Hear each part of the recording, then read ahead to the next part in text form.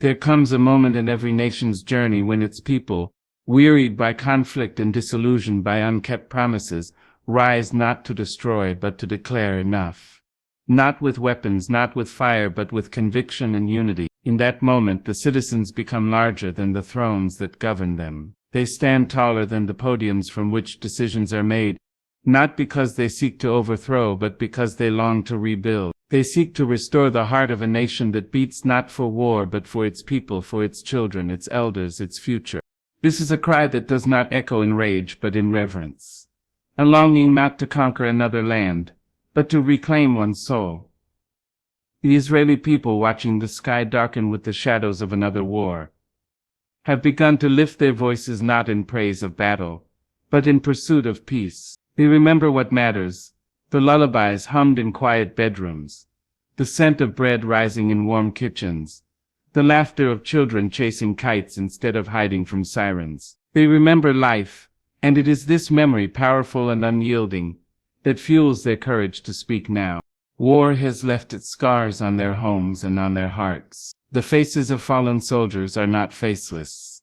They are brothers, daughters, lovers, neighbors. The tears that soak the soil are not foreign, they are their own. With each cycle of conflict the people have grown not just weary but wise. They have learned that true strength is not proven on battlefields but in the bravery to seek peace when anger demands retaliation. They have learned that silence in the face of injustice is not peace, it is surrender.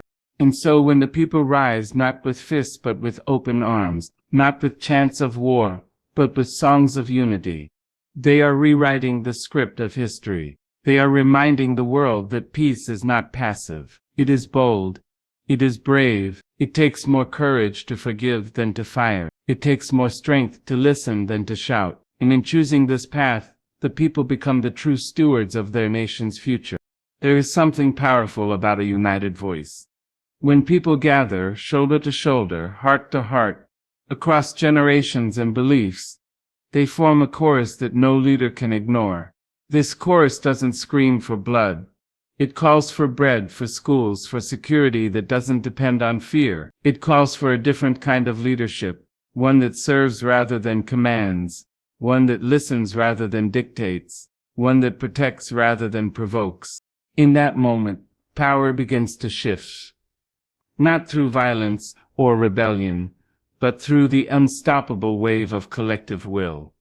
Leaders who once ruled with confidence now find themselves confronted not by enemies outside, but by the conscience of their own people. This is not collapse.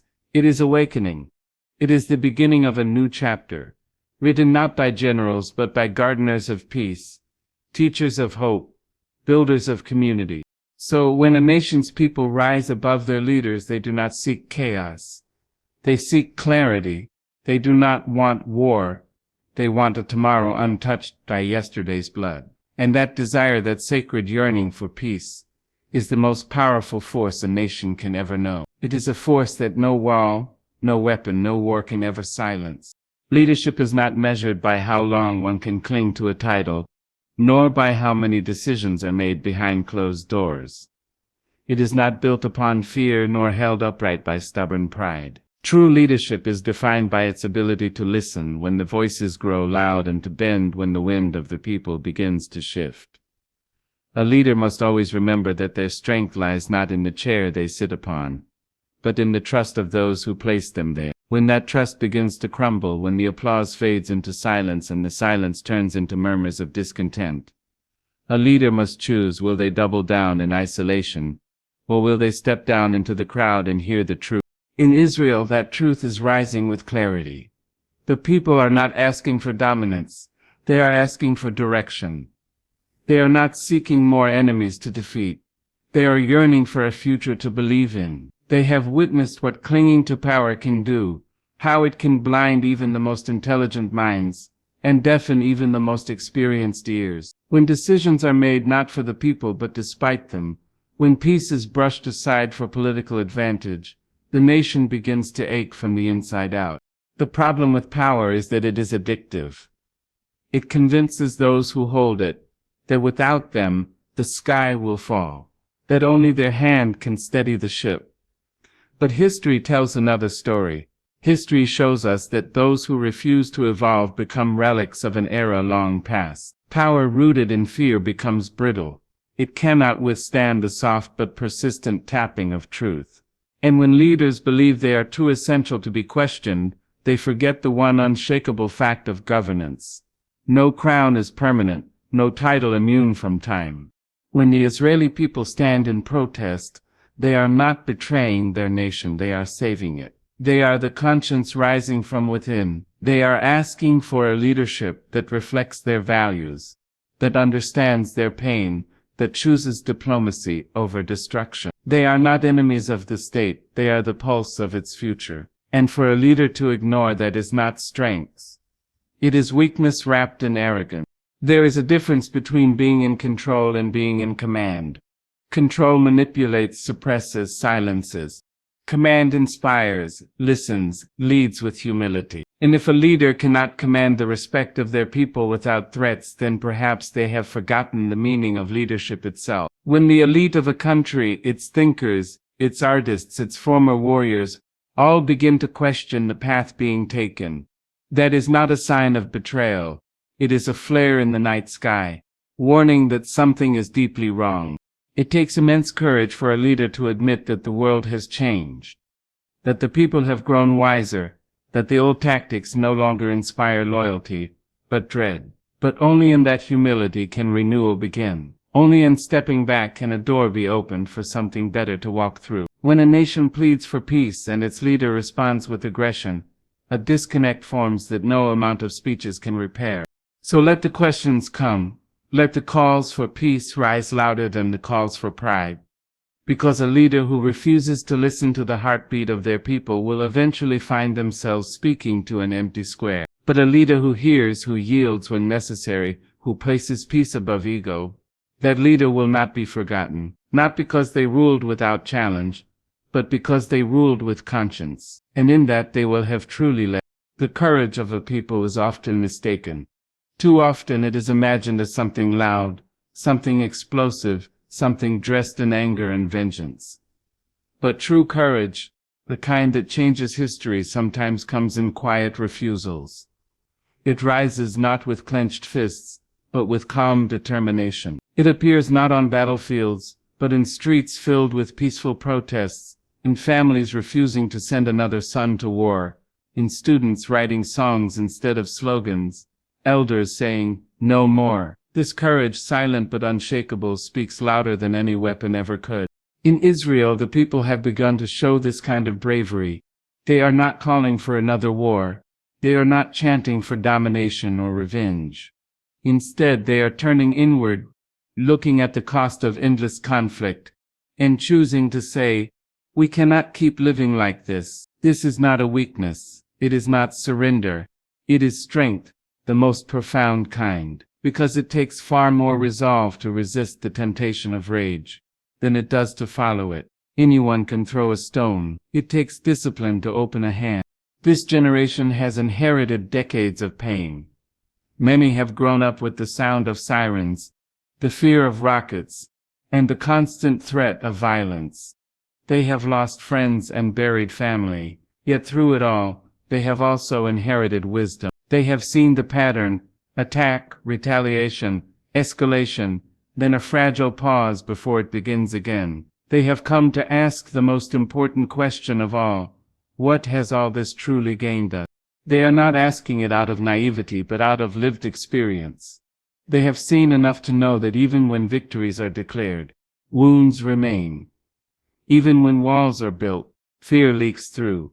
They understand now that real security is not found in firepower, but in coexistence. That safety is not the absence of enemies, but the presence of dignity, equality, and peace. And so, their courage is in their clarity. They are saying, "We know what we deserve, and it is not another war."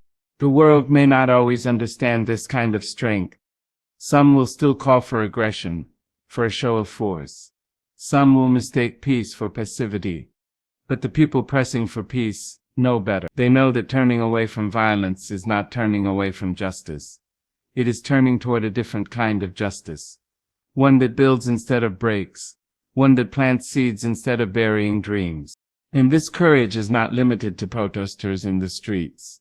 It is found in parents teaching their children to hope. It is in artists who paint visions of unity. It is in teachers who refuse to pass down the bitterness of the past. It is in every voice that chooses dialogue over division. These are the true defenders of a nation's soul, because they know that lasting peace is not made by governments alone. It is built moment by moment by the people who believe in it enough to live differently. It is easy to cheer for war when you're far from the front lines. But these people have lived on the front lines, and still they are choosing peace. That is heroism. That is conviction. That is the kind of courage that moves mountains. And when enough people choose it together, even the most powerful structures of violence can begin to fall, not because they were attacked but because they were outgrown. So let the world watch as these people rise, not in rage but in reason. Let their courage be seen for what it truly is. The refusal to be ruled by fear, the insistence on a future where no one needs to die for another man's power. This is how peace is born, not in treaties but in the hearts of those brave enough to reject war. In times of deep national tension, the most unexpected voices often become the most powerful. It begins quietly. An academic writes an op-ed.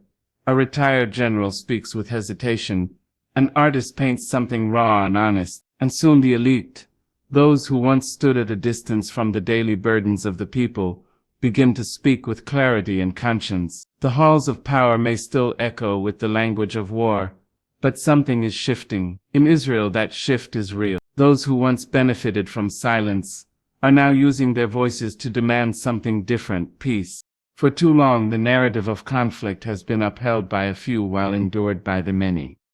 Policy decisions were made in boardrooms and war rooms, and the people, ordinary citizens, soldiers, children, paid the price. But even among the elite, the thinkers, the military veterans, the business leaders, something sacred stirs. A question begins to form in the hearts of those who once stood in agreement with the status quo.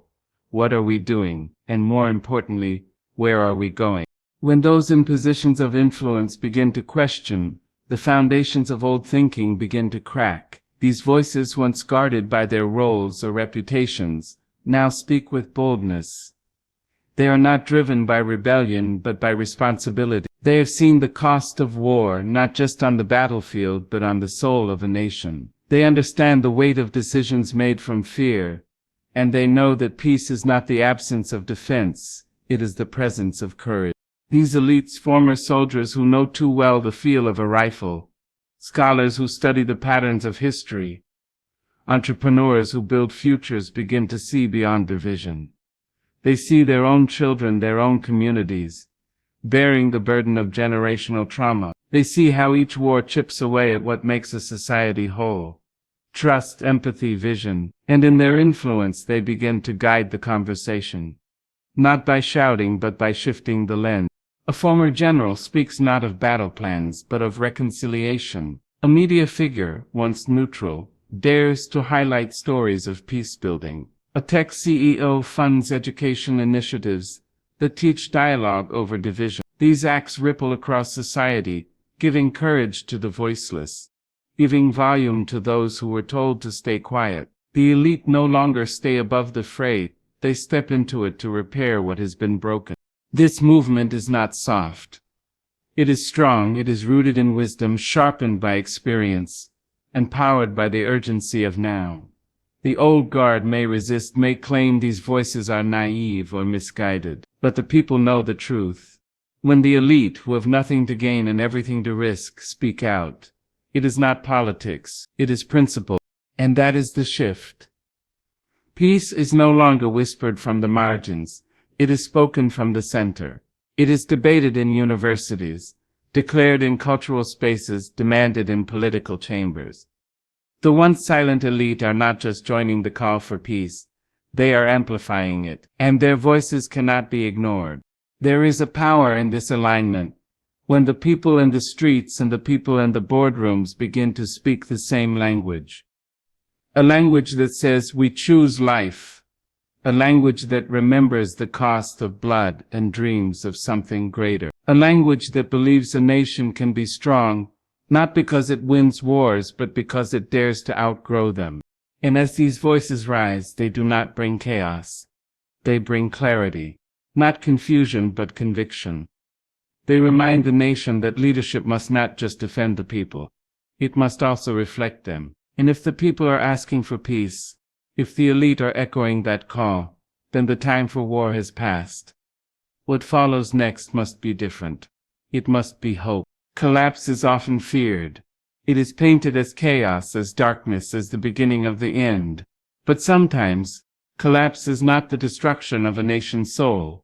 It is the cracking of the shell that has held back its potential. It is the breaking open of systems that no longer serve, of leadership that has forgotten how to listen, and of ideologies that have grown brittle under the pressure of truth. In Israel, what some may call the collapse of leadership may in fact be the opening of a long-awaited door, one that leads not to ruin but to rebirth. When institutions begin to crumble, when speeches no longer convince, when power loses its grip, it's easy to be consumed by fear. But what if this falling is a necessary step? What if this unraveling is not the death of hope, but its awakening? When the old structures fall, the space left behind can finally be filled with something new. Something that breathes, that heals, that reflects the people's deepest longing for peace. Collapse can be cleansing. It removes the illusions of invincibility and reminds a nation that real strength is not in political survival, but in moral renewal. A leader who once stood untouchable may now find that his foundation was not built on trust, but on fear and force. And when that foundation gives way, it doesn't mean the country must fall with it. It means the people have a chance to rise higher than ever before, not in rebellion but in reconstruction. In this moment, what matters most is what comes next. Will the silence left by a fallen voice be filled with more shouting, or with listening? Will the vacuum of power be seized by ambition or by compassion? The Israeli people are answering this question with their actions. They are not turning toward violence. They are not calling for revenge. They are standing in unity, asking for peace not as a concept, but as a right. This collective yearning is a force greater than any government, any military, any institution. It is born from the exhaustion of grief and the refusal to repeat the same mistakes.